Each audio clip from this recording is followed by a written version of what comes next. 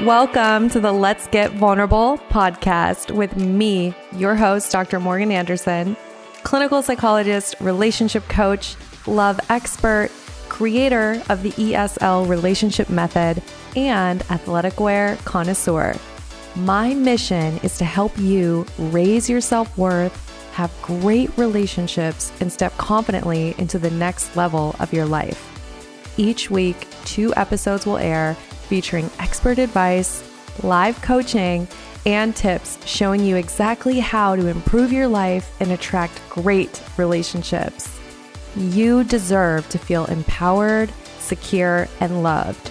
So buckle up and let's get vulnerable. Welcome everyone to the Let's Get Vulnerable podcast. We have a very special guest with us today, Kirsten. I'm so excited to talk with you. Welcome. Thank you. I'm so excited to be here. This is quite an honor.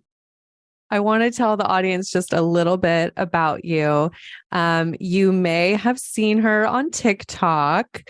This is her and her fiance. They're the famed couple that lost the engagement ring at the beach during the engagement shoot. And they currently have a viral video with over 39.5 million views.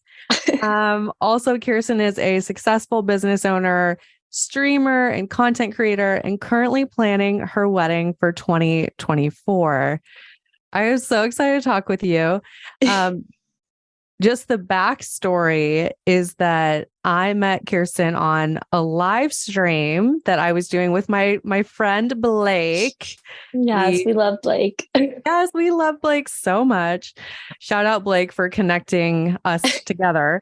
And I had the privilege of coaching you a little bit. And we were saying that was back in December of 2020. 2020. So. Yeah. Amazing. Well, we are going to get into all the things that, as you know, this is a podcast about finding love and healing, understanding attachment theory, and just becoming your highest and best self. And you have done a lot of work in this area. So I want to just kind of dive in. Can you tell us a little bit about just your own experience in love and what it was like before you met your fiance? Take us to the past a little bit and just tell us about your love journey prior to meeting your partner. Oh, goodness. Okay. So prior to meeting my partner, I was single for a very long time, 4 years. And, I had a couple of dates during the time, but I had this very interesting way of looking at things, which you changed. But my way of kind of looking at it was like, I didn't want to waste my time if I didn't see it going anywhere. Mm-hmm. And so like, I would be really quick to like cut it off really soon. And it wasn't healthy. It wasn't good. Yeah, like I think like I would just find anything and everything. And I felt like at the time of my life, like I had everything I needed except for a man. Like I had my business going and I really focused like all my energy and effort into the business and growing it. And when it came time to like look for a guy, I just found like, I don't know. I thought that it was everyone else. It turns out that it wasn't, but I thought that it was everyone else around me that like just they weren't old fashioned or they just like didn't have those tendencies that I really like in a man. And so, yeah, like I think I put like a lot of pressure on like first connections, whether it was like a phone call or even like messaging on dating apps, like they wouldn't even get my number. So you were, if I'm hearing you right, you were quick to write somebody off. Yeah, very much so. Yeah, definitely. And then if you're open to it, I love just going a little bit deeper with you. And I'm wondering, do you have any awareness kind of where And we would call that maybe avoidant attachment strategy, right? And there's Yes. nothing wrong Yeah. with that, but that's the No, it's strategy okay. you were using. Do you have any awareness of where that came from for you and why you were showing up that way? I actually don't I don't know what it's from. I'm assuming it's from bad relationships or like abusive relationships in the past and like not wanting to be vulnerable at the time. But at the time, obviously, I didn't know that. Like, I remember when you said that on the stream and I like denied it so bad. I was like, there's no way. I Yes. don't Oh have my that. gosh. I was like, nah, like I know what I want. It's everyone else that's the problem. Oh, Yeah. girl, we are going to unpack this. Just you wait. So, okay. So in the past, it was avoidant attachment style. Yeah. And I can relate to this too, where you almost feel like, oh my gosh, there's just no one that's good enough for me.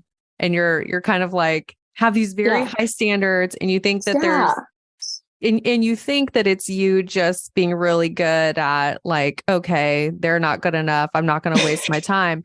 But actually, you're avoiding being vulnerable. You're avoiding putting yourself out there. You're avoiding exploring connection a little bit more.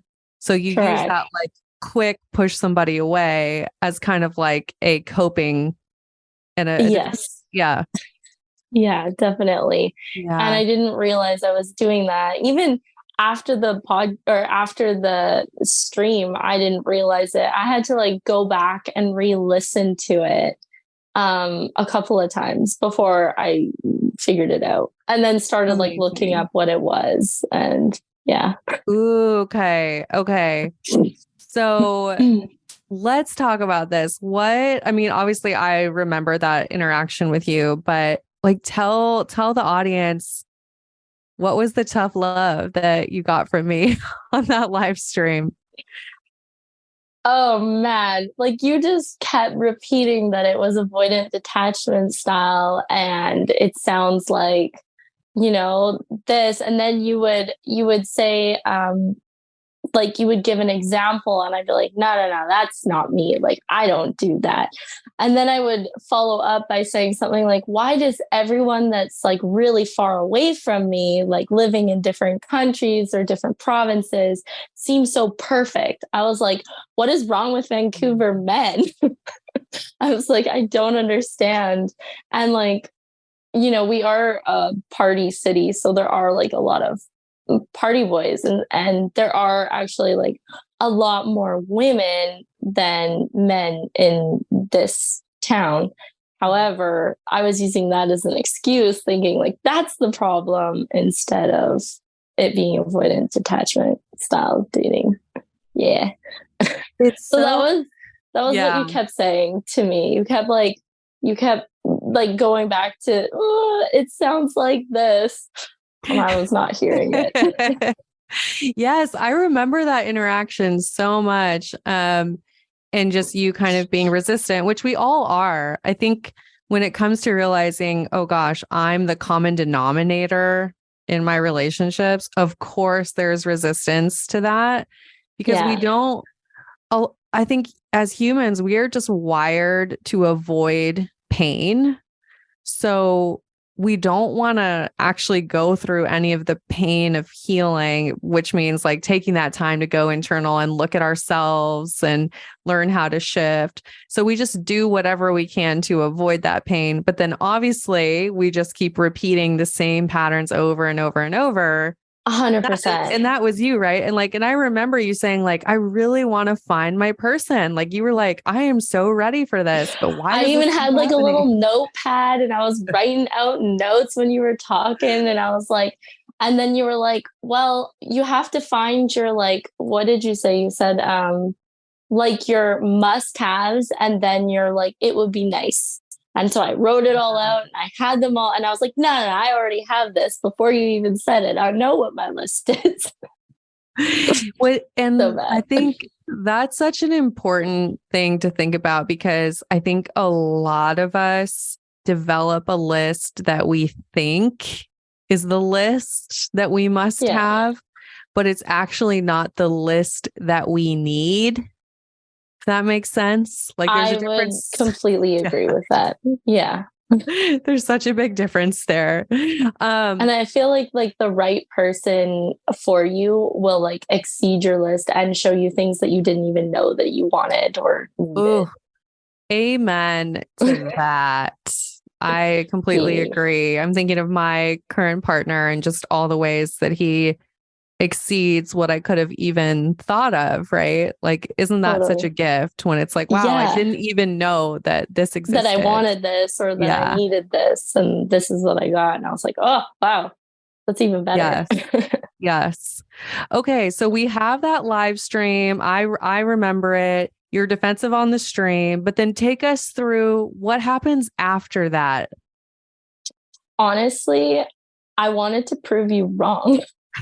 I love my avoidantly attached people so much. Good. So one of the things you said to me, said to everyone on the stream, you were like, we shouldn't be asking, what are you looking for? We shouldn't be asking that until like the third date. And I thought that was insane. I was like, I'm like, why are we gonna waste our time going out on dates and like not even knowing what the person is looking for? Like, it just doesn't make sense. But then you followed it up by saying that, like, why in anything in life, correct me if I'm wrong, I think this is what you said, but in anything in life, it's effort. Why do you think dating shouldn't be effort? Ooh, yeah. I think that's probably what I said. And then I would add and say anything that is worthwhile takes time to build. Yeah. You build a foundation. Yeah. Totally. So you were making a lot of sense. And I was like, oh, okay, well, like that sort of makes sense. I get that. But I still was like, all right, well, I'll try it her way and I won't ask. And I also didn't put a lot of pressure on the first date. So, do you mind if I pause this just for a second, Kirsten? Because I feel like everybody listening really needs to hear this. Sure. So the old way of dating that she shared with us is having really high expectations and kind of going into the date with the checklist and being ready to look for anything that doesn't match up so that you can write the person off. 100%. And I think like us, like high achieving women who are like, I don't need no man, like we actually do that as a way to protect ourselves and to avoid being vulnerable. That's why we show up with all those expectations. But consciously, we're not aware of that, right? Like you're thinking, no, I just have these high standards and these high expectations. But it's just a way to avoid being vulnerable and to avoid connection, because somewhere in your brain had learned that connection is scary and that I actually unconsciously don't want connection. So you use those high expectations as a way to write somebody off quickly. Yeah. So that's basically that was the what past. I would do. Yeah. But then you're taking us through what you learned to do, which was and like I'll give you examples of like things that I would like not see someone again, or like for example, if someone offered to split the bill with me, I'd be like, that's a no. Another one is if they just wanted to take me on like a coffee date. I felt like that wasn't enough time to get to know someone. So I felt like that wasn't good enough. Or if they didn't show up with a plan, and like when I said, like, oh yeah, okay, like they wanted to take me out on a date, and then they're like, where do you want to go? Like, what do you want to do? That was like a no-go either. So like there were so many, literally anything. It was just like, no. Yeah. So yeah. I tell this story in my past. I once wrote someone off because they liked baseball. And I was like, I don't want to watch baseball. Like I would find anything. I've done that. Sports, like same thing. Yeah. Yeah. So when you realize that, you go, oh my gosh, that was actually an unconscious strategy to avoid being vulnerable. Yeah. So then how did you implement what I taught you? What changed in your dating strategy after learning how to not have expectations? Yeah. So I dated one person before my now fiance, and I still did like the same efforts. He was a great guy. Again, like no expectations. So I didn't find out that like he couldn't have kids until the fourth or fifth date when we were talking about it. And then he ended up actually going back to his ex. That's not why we broke up, but he ended up going back to his ex. And then like, I don't know, I was on the dating site still because I stopped deleting my dating app every time I go out with someone. Good. Yeah, because that's weird. Um, and so, but like, I'm really old fashioned. So I thought that that's like a way to be old fashioned is to like only focus on one person at a time. But also, that can be very intimidating for someone as well, which I learned. And one thing that you taught me in that stream as well was that um, you can actually scare off the right person by acting like really intense or super intense. Like you could meet the right person and you're not being yourself because you're being super intense and that's not how you actually are. And it can actually turn someone off. And so I really took that to heart and tried not to do that again. I love it. So then I met a week later after he broke it off with me, which I kind of like felt like there was just something kind of missing there. So I don't think it would have lasted anyway. But yeah, my fiance, he messaged me and I don't know, he said something silly. It was on Tinder and it was like a questionnaire about I don't know. It was like the weirdest questions. And he asked me like one question where it was like, oh, what's the weirdest food combination? And it said like waffles and nachos or craft dinner with nachos and like a burger with this. I don't know. It was the weirdest thing ever. But he put a comma in the wrong spot. And so I thought that one was like it was a run on food thing and it wasn't. So there was like 3 samples instead of 2. Anyway, I said the wrong answer to him and he put strike one. And I was like, oh, already. I'm like, well, I don't know if I like this. And so I had to like pull over the car and like write him back. And that's how we started talking. So it was like really fun and silly and like more just being, I don't know, chill. And then the next question he asked me was, okay, next question, what's your number? And usually I'd be like, it's too soon for my number. Like, I don't know you very well. Like, I haven't got to know you, all of these things.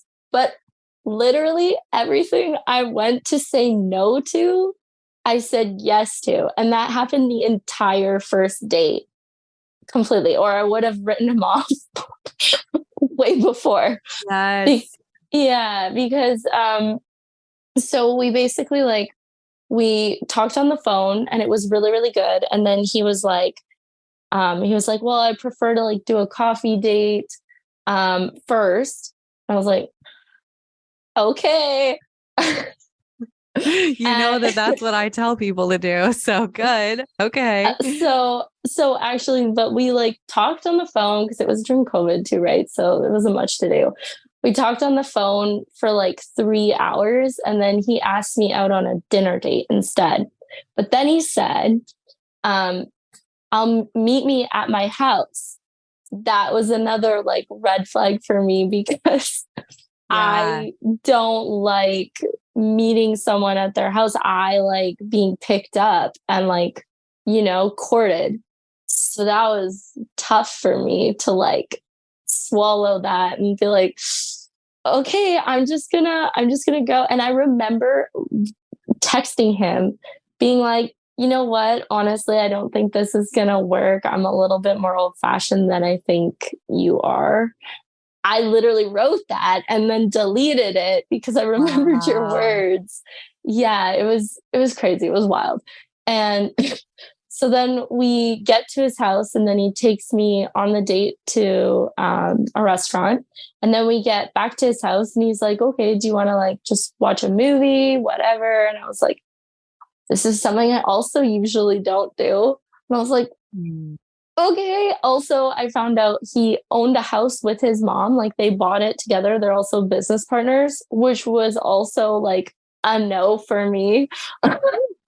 So there's so many, Wow. Yeah. so many no's that I just bypassed. I was like, it's fine. I'll just keep trying. And we ended up going like and watching a movie downstairs, which was his area. And he was like, do you want to watch a scary movie? I hate scary movies. I don't like scary movies at all. Yeah. And they terrify me. And I was just like, okay, sure. Like, yeah, let's do it. And now he's my fiance. So oh, wow. I love that's how it started. I want to point out, Kirsten, too, that so there was like so many points there in that getting to know him where you had to make the decision to be open to connection, to be vulnerable. Yeah. And for someone with avoidant attachment style, that really is the growth edge, is how can I be more open, more vulnerable, more willing to connect? What's interesting with anxious attachment style, if that was your attachment style, it'd actually be the opposite of like, how can I be more boundaried and make sure I'm connected to who I am? But based on your dating history, it was like, that was your growth edge, was how do I just be open to connection and be vulnerable? And you did it. And you did it over and over and over. And over and over and over. That's why I messaged you and was like, like without your strict talking to me, there's no way I would be with him, because I would have said no right away.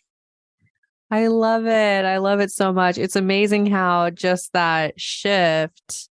And I want to be clear that you taking that, I don't know, 20, 30-minute live stream, it wasn't that long, but you taking that and applying it the way you did without like the program or without coaching, that is so rare to have someone who like really takes action like that and implements it. So I just want to shout you out too. Like, I know I helped, but I was just trying to prove you wrong. See, I love that stubbornness. I love that. That's so good. So stubborn. It's terrible. Yes, but good. So you basically were able to totally change how you showed up in your dating life. And I know like 360, complete 360. Yeah. And honestly, like after the first date, it was pretty easy. Like, he made the effort. He like literally saw me the next day, and I was renovating my kitchen, and my house was a disaster. And again, this is another time where I'd be like, no, you can't come over right now. But I just let him like see who I was and be super vulnerable with him. And yeah, he helped renovate my kitchen. So I love this. And I always say this, we have to remember that the most attractive version of ourselves is when we are authentically ourselves. Like that's actually the most attractive thing. Oh, he loves like talking about that. He thinks it's so cute because like it wasn't even, I call it renovations, but like I bought like tile stickers from Amazon and I was putting them on the backsplash. Was he like, oh yeah, like, we gotta. He's like, oh my goodness, what are you doing? Yeah, it was pretty funny. Yeah, this is true partnership when we can be who we really are, be open and honest, like be that version of ourselves that we think is the hot mess, and allow ourselves to just be who we are. And secure attachment is created when we know, wow, they're going to accept me for who I am and I can be myself. And then that allows you to continue to be vulnerable. I'm curious. I have like so many questions here, but yeah, for you, in this relationship, do you feel like this was the most vulnerable, real, open and honest that you've been? Yes. And I feel like it's not that I wasn't open and honest. Um, I think I just didn't realize that I wasn't being open and honest, if that makes sense. So it's like Yeah. there was another layer, but it was almost like I had to kind of find myself and figure out what that was before I could even be ready for a relationship like this. So I think it's just crazy how the timing happened with it all. Because like I literally met him 2 months after the meeting with you. So I love it so much. And I love yeah. hearing these stories. Like women that I coach, they're like, oh my gosh, I met the person. And I just think I love just being a small part of it. So I'm so glad that we've connected again. Um, Yeah. my next question for you, was there a certain moment for you, or like when did you know that, hey, I could see myself spending the rest of my life with this person? Oh my gosh. Okay. We went on a we went on a super cute date and he like pulled into his old elementary school because I said that I had never been asked to be like danced with at like a school dance or anything. And so he pulled into his old elementary school. He had like a bottle of wine and like glasses, and he just blasted the music. And then like I don't know, he played. I think it was like In Sync or Backstreet Boys or something. Oh, And he was I love like, that. he was like, "Can I have this dance?" This And is yeah, so sweet. All the women are tearing up that are listening to this. They're like, yeah. it's so weird. It's so gushy. I know it. We're very gushy. Yeah, I love that because you feel safe to be that way. When we feel definitely, safe to be that way, we can allow ourselves to be gushy and romantic, right? But definitely, if yeah. we don't feel emotionally safe, we can't even access that part of ourselves. Yeah, and it's been like honestly, we've gone through so much in like the short amount of time that we've known each other. It feels like it was just like a whirlwind of things that happened over the first year, and like we moved in together and then we renovated a whole house together. Like Amazing. And this was all during COVID too. yeah, yeah. Amazing. Amazing. Amazing. So tell us about this proposal that went viral on TikTok. Like I just looked at the video today, so like I need the whole story. Okay, What happened? so basically is this is really funny, but that wasn't the actual proposal. That was just the engagement shoot. So like it was like save the date photos, not even an engagement shoot. It was like save the date photos for our wedding. And so awkward. But our first like proposal, it was done like in really bad lighting. So I don't have any pictures of it or anything. And when he proposed, like it got interrupted. There was someone filming it and they were like, wait, do it all over again. Cause he had a hard time getting the ring out of the pocket. It was for my birthday and we did like a Bridgerton themed birthday party at like Oh this my at God. it's called Mr. Gold's in Richmond. And it's it's like Bridgerton themed. And so everyone was all dressed up. I got my hair and my makeup done. I had all my friends there. And we had practiced this so dumb. We had practiced this dance that was from Bridgerton. And we were doing it, and like me and my best friend and her partner, we were doing it for like social media, just like for fun. And at the end, like we had done the dance over again, like at least 6 times. So it was like really not expected. But at the end of this time, he just like started talking and he started reaching into his pocket. But because it was a period piece and like it was from the 1920s, the vest was so tight and the ring box was so tight, he couldn't get it out of his Get it pocket. out of the So it was pocket. just, it was a nightmare, I guess. I have video of it. And then like, so he goes to like put it on. He's like, I love you. Will you marry me? And then it gets stopped because my friend's like, wait, we gotta redo it. And then all my other friends are like, no, don't redo it. Like some things you can't redo. Oh So my we didn't gosh. really have that like moment. And so when we did it on the beach, when he was like, when we were doing the photos, he like re-proposed and it was super cute Oh, because it was like, beautiful. it was more for us. I think he said something like, uh, if you weren't with me, you'd be a mess. Will you marry me or something like that? And I was like, no, you'd be a mess. And then I was like, yes. And I leaped into his arms Yeah. and the ring fell out of the carriage, little like it was like a Cinderella carriage ring box. Yes. And actually, if you hear the video, he's like, oh, good thing I closed the ring box. And then he went and looked in the ring box after we stood up and walked all over the sand and everything. And he was like, it's gone, honey, it's gone. And I was like, no, it's not gone. It's not gone. It was gone. Oh my gosh. And okay, the people Yeah. that want to watch the video, what is your TikTok so they can look this up? It's T and KAY021. But yeah, it was wild. And we ended up looking for it for 2.5 hours. So it was honestly worse than if it had been the proposal. And the reason why is because I was already attached to the ring. Like and it was in all the photos. Can you imagine if like we hadn't found the ring, how bad that would have been? Okay, so I would you have had did all these find it. engagement photos with the ring and no ring to like show it. That would be so crappy.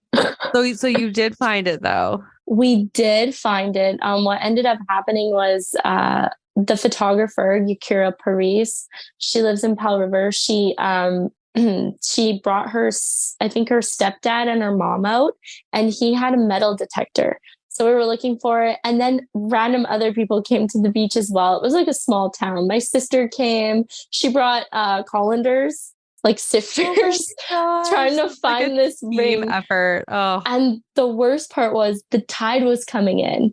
So we were so close to the shore and the tide was like right where we were looking. It was not fun. It was seriously tragic. I was just terrified. God. And the ring itself is very expensive. So he was like, do you have it? Can I see it?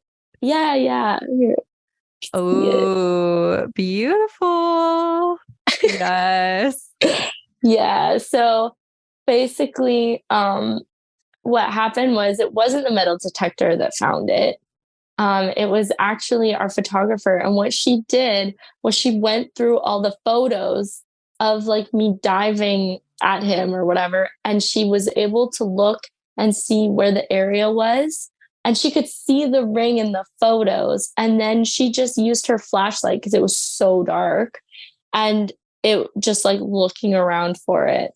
But I stayed in the water for literally 2 hours. I was ready to make myself a human dam so that so that the like tide wouldn't take it out. Like that was the most terrifying part, was not knowing where it was and if the water was washing it away.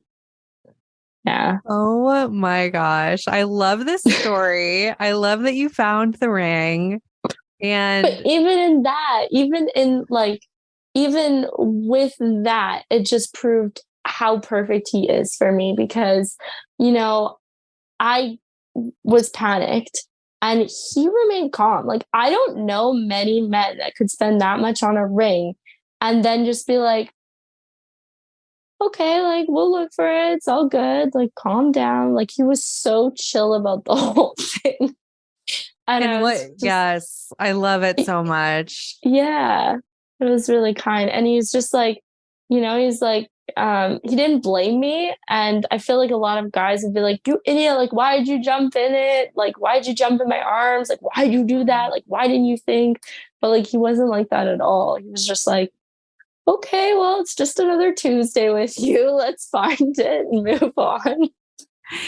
I loved because you also mentioned earlier in our interview here, you were talking about that so many things happened and things came up and you renovated a place together. And I know that in of itself has all kinds of things that come up, and you were able to just work through everything that came up. And obviously finding this ring is no exception to that. And what a potentially emotionally disaster time that could have been, right? But you work through it beautifully together.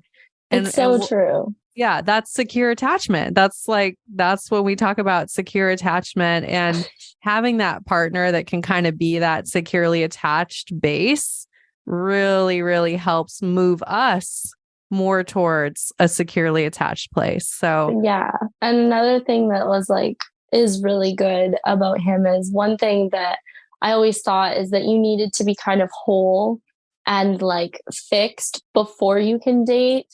But what I found out through my relationship with Troy is that you don't necessarily need to be whole in order to be with someone, because sometimes like it's nice to have a partner to like reach out to, and they can help you in ways that, like they can give you grace and help you in ways that you physically aren't able to. So yeah, I love that. There's so much that could be a whole other podcast, but this idea that we can have a partner that comes in and gives us what I call a corrective emotional experience. So that person that you experience a relationship with in a healthy way.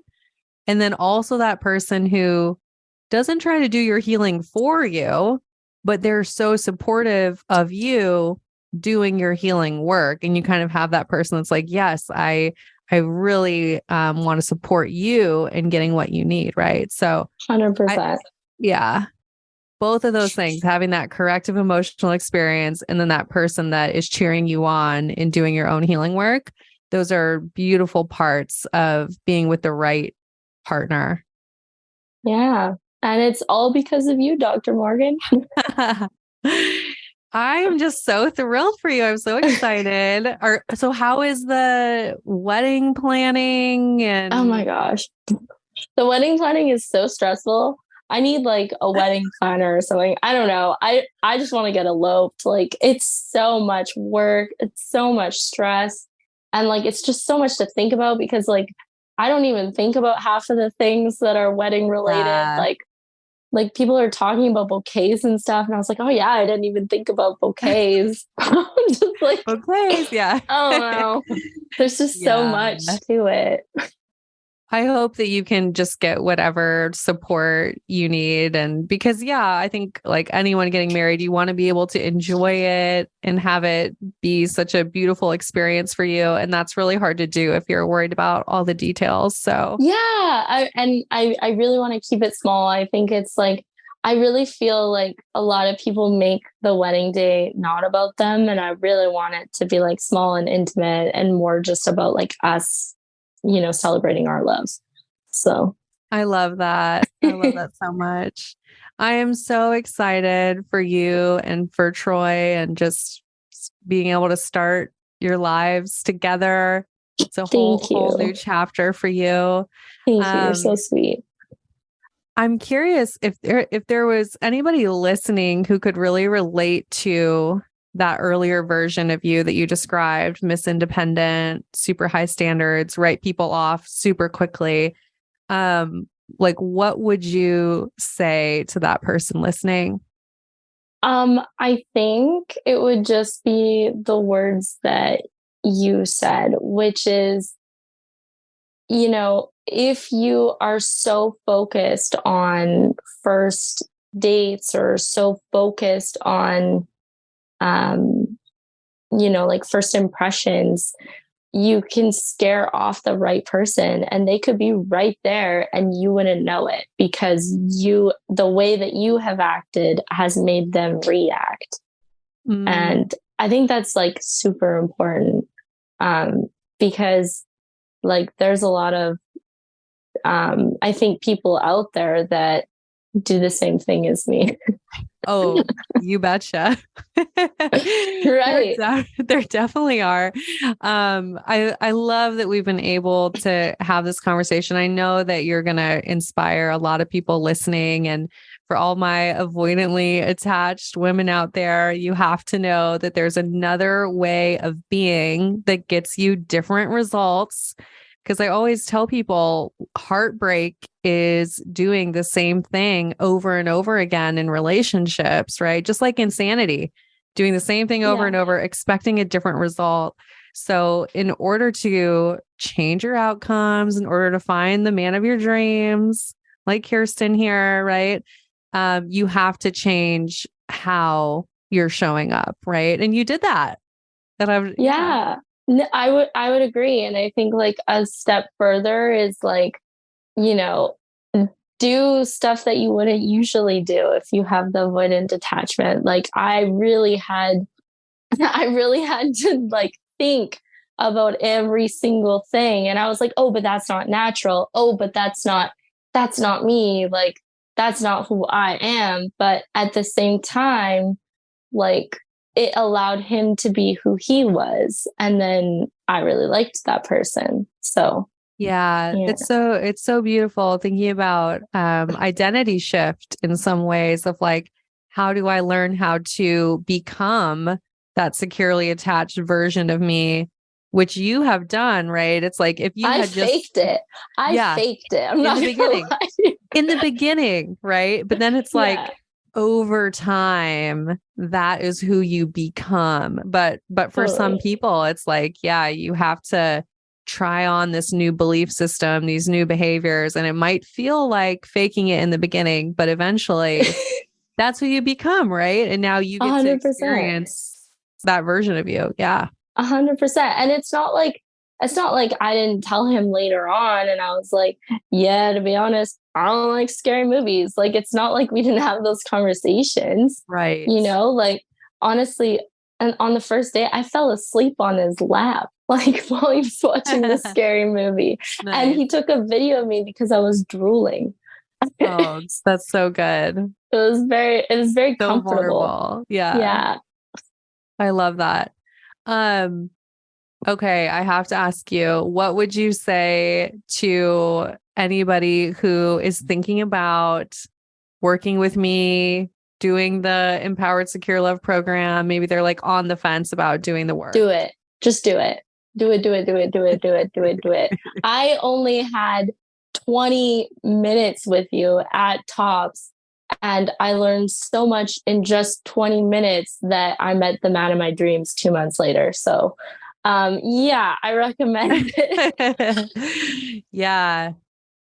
Well, thank you. I mean, I am just so thrilled for you. I can't wait to see your wedding photos, and I'm hoping Thank that you. the ring is safe and sound during the It is. ceremony. It'll be safe and sound, I promise. Okay, good. On my finger. Okay, good. And if anybody wants to connect with you, what is the best way? I know you mentioned your TikTok. Is there any other way that you'd love to connect with anyone who listened who resonated with your story? Yeah, you can go to my Instagram, K_smilesxo, and you can just message me there and I'll respond. I love it. Oh my gosh, what an incredible conversation. I so appreciate you. Thank you for being vulnerable and sharing about your journey, because you really are going to inspire some people who are tuning in today. So That's really cool. That's really cool to hear because like that is, I mean, I just wanted to come on to like just say thank you to you. So it's really cool to hear that like it can inspire other people because I feel like everyone deserves love. yes, I couldn't agree more. Everyone deserves love. And thank you again, Kirsten. Wishing you the best in the future, obviously. And I hope we stay in touch. Thank you. Yeah. And of course, to everyone listening, we are wishing you high self-worth and great relationships. Until next time.